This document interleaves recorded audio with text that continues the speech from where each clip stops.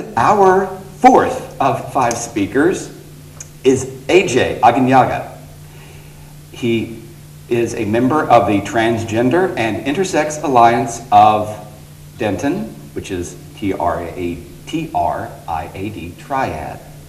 The 21-year-old Hispanic trans man is a double majoring in integrative studies and physics. AJ says, quote, "Coming out as a trans was a difficult time in my life. I struggled with many forms of identity from childhood through adolescence, including my ethnic identity and and my identity as an abused child. During those times of uncertainty and not knowing where I fit in, I longed for a sense of community, a sense of belonging. I wanted to meet other people like me and share my experiences.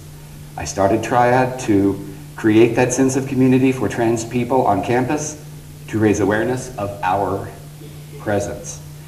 That's a beautifully revealing and honest revelation. So will you please stand with me to welcome AJ Aquinaga?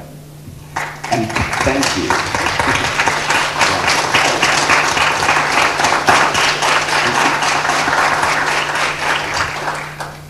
I hope I can hold this thing okay.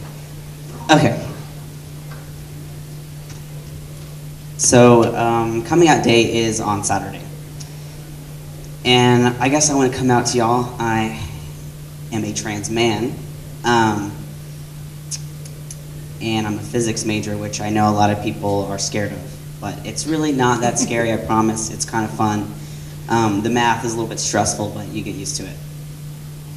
But what I really want to come out to you guys as, and please try to stay calm, I'm a feminist. And I know when you think of feminists, you think of someone with maybe snakes growing out of their head and long armpit hair. I trimmed that, by the way. So, yeah. So I came out as a lesbian once upon a time when I was 14 years old. I was raised Catholic. I grew up in it wasn't really a religious household. You know, we were like any good Catholics who went to Mass on Easter and Christmas, and that was it. My father was in the Marines, so I was a military brat and moved all along the southern United States. I didn't really know, I didn't know I was a lesbian. I feel like that should be a show on TLC. I didn't know I was a lesbian. I just thought that everyone felt the same way I felt. I thought that what I was going through was normal. Well, I mean, it is normal, but according to society, it's not, which should be changed. But so I came out to myself as lesbian. I didn't realize, I had never even known what is that? Is that something that you are? Like, do you be that? Is it what is it? Is it a verb? I don't know. So I came out to myself, and I was really excited and really proud of myself having known and discovered this aspect about me. And I struggled with coming out to my parents, and I didn't know how they would take it because my father was in the Marines, and my mom is Catholic, and she lights the candles and has the Virgin Mary everywhere. You know, so I'm Hispanic, and that's a really big thing in our community. And our community is really gendered. Generally, men go outside and do man things, and women stay inside and do women things, whatever that means. So when I came out to my mother as a lesbian, I was sort of thrust out of the closet by the girl I was dating at the time. My mom had my phone at one point. I was 14. And you know, kids and they're texting or whatever they do. You know, I was texting my partner at the time, and you know, we'd been dating for over maybe a year. And you know, she said she loved me, and my mom called me into the room. My mom had read the message, and she was crying, and she said, "Please tell me this is just friends." And I told her I'd been struggling with coming out for a while and figuring out how to do it and what time to do it and when to do it. And I said, "No, I'm gay, I'm a lesbian. And it was December 21st, and it was a few days before Christmas, and I knew we'd go see my family, my dad's parents, and she just started crying. And at the time, my mom worked 2 jobs, and I've always admired my mom because she's a hard worker, and she's very independent. And my whole life, she's always told me to never let a man push you around, and to never let a man tell you what to do, and to do whatever you need to do to take care of yourself. So I've always admired her for being so independent, and I like to think that's where I get my independence from. And she was crying, and she didn't speak to me for a while, so it was really awkward being in the house with someone who doesn't speak to you or really look at you very much. So I threw myself into academics and into sports. Stereotypically, I played softball. I played softball for 9 years. I was actually pretty good, but I'm not gonna brag about that. So my dad just kind of ignored it and said, "Well, you never told me." I'm like, "Well, did I really need to tell you when mom's around here, like moping and crying? Probably not. It's probably obvious. You know, I started to wear more masculine clothing. I've always dressed as a masculine woman when I was a woman." And my dad just kind of swept it under the rug, didn't pay attention. Maybe it's just a phase, maybe, you know. And I didn't realize that what was happening to me was emotional and verbal abuse from my mother. I didn't realize that that was happening until I was in university and I was talking with my counselor about it. She's like, "You were emotionally abused." And when she said that, it kind of hit me, like that's something that I didn't think I was. My mom had said a lot of, you know, derogatory things towards me about my sexuality and about the way I dressed and about the way I looked. And it took me a long time to even use the word queer because that's how she would address me for a lot of the time when I first came out. And you know, my partner now identifies as queer, and I personally would never identify that way. And it took me a while to even understand how people could identify that way. So I was pretty scared when I was younger. You know, I kind of woke up every day like, will I be kicked out today? Is this the day that my parents are just going to kick me out? And that never happened. And a lot of the times, I know for about 5 years, I wish they just did kick me out so I didn't have to worry about it anymore. I could focus on school. I could play sports. I could just be myself. But they didn't. And so because they didn't, I strove to be way better than my brothers in every aspect. I threw myself into academics. I went to dual credit high school. I earned my associate's degree by the time I graduated high school. I only applied to 2 universities. One of them was in Canada, so we all know which one I got into. So I decided to pursue physics. Ever since I was younger, I wanted to do astronomy, and so that's what I plan to do, hopefully. And when I came to UNT, my first year here, I was like, I gotta get out of Texas. I've never been out of the South. I had never been north of, I guess, Dallas. Well, I guess South Carolina, but I mean, it's South Carolina. Come on. And I was like a baby when I was there. So I went to Canada to study abroad. It's really not that far. So I went to Calgary for 6 months, and I, you know, did really well there.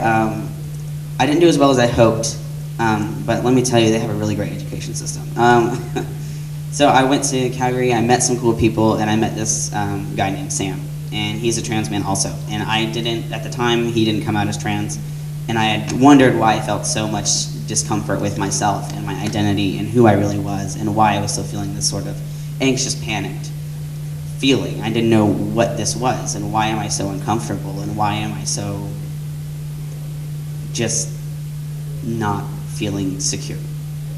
And so I was speaking to him about how I felt about my body, a lot of the dysphoria, and he's like, you know, I feel the same way, but there's nothing we can do. We just have to live with this for the rest of our lives. And I was just, maybe I'm very ambitious, I don't know, but I just refuse to live that way.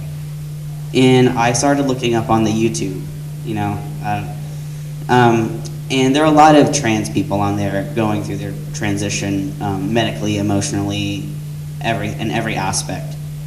So I realized that this is something I can do. This is something that I can accomplish, and I could be a part of this community. When I came out as a lesbian, the queer community accepted me, and it was fine, and I felt the sense of family that I haven't felt before. And I felt like I was normal, like I belonged somewhere.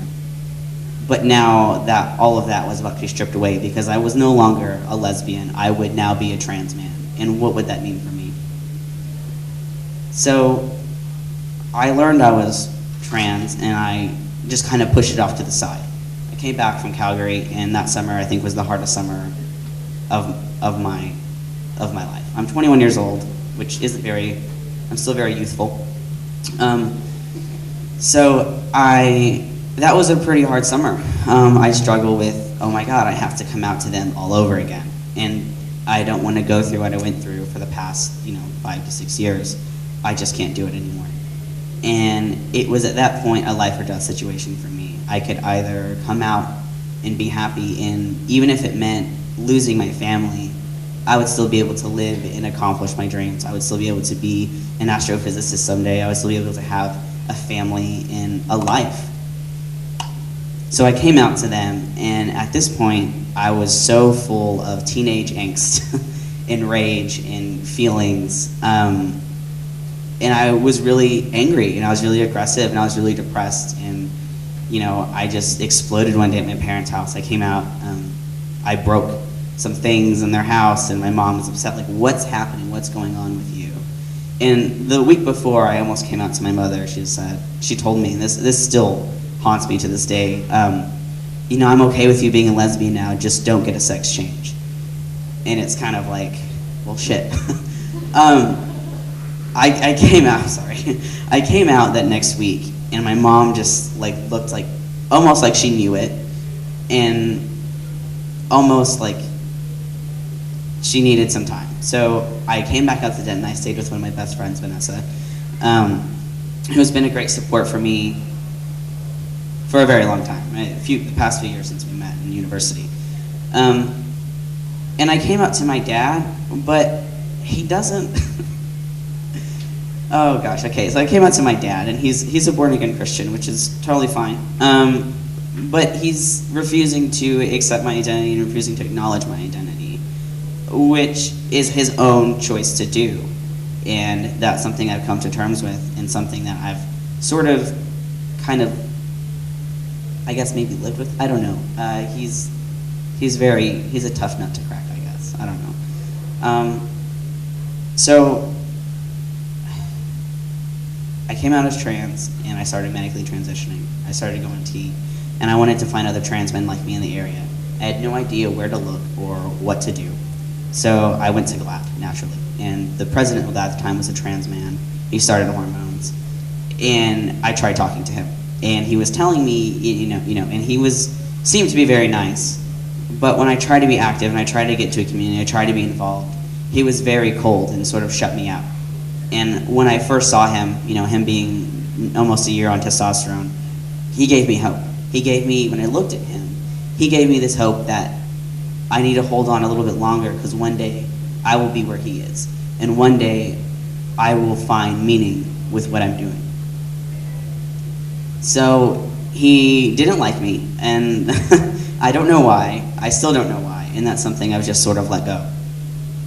And what I want to do now for anyone that was in my situation, trans men, trans women, genderqueer people, agender people, it doesn't matter, gay, lesbian, I want to sort of form this community where there's this acceptance. I will never do what he did to me. I won't turn anyone away because they want to find community, and they want to feel like they belong somewhere, and they want to just feel like they're not normal, but feel like they're whole. Because I remember being, pre-medically transitioning, not saying that that's how you have to transition, but I remember feeling so alone on this campus of thousands of students. And I started Triad, and I'm the president and founder of Triad, and now people don't have to be alone anymore.